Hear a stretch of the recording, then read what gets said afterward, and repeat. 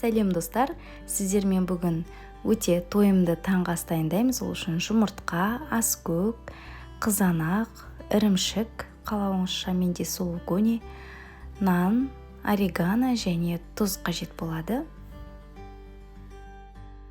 Ең алдымен омлетті дайындап аламыз. Ол үшін жұмыртқаның барлығын жарып,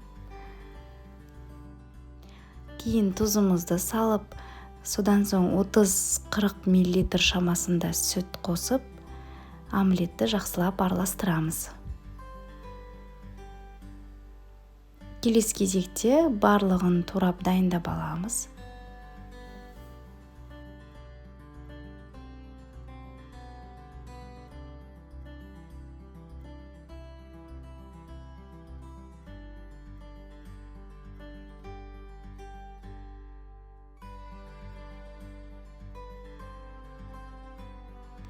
Нандарды қатты жіңішке қылмай турадым. Содан соң оларды тостерден өткізіп алдым.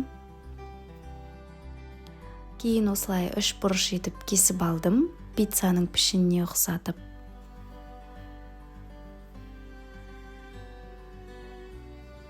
Келесі кезекте қызып тұрған табамызға май қосып, омлетті пісіреміз. Омлетіміз кішкене піскен соң қызанақты, аскөкті және қалауыңызша орегононы қосып, бетіне ірімшікті сеуіп, орташа қызып тұрған пешке 5 минут шамасына бетін жауып қойдым. Содан соң осылай нандарды қойып тізіп шықтым. Міне осындай өте тойымды таңғы ас дайын болды. Жасап көруге кеңес беремін.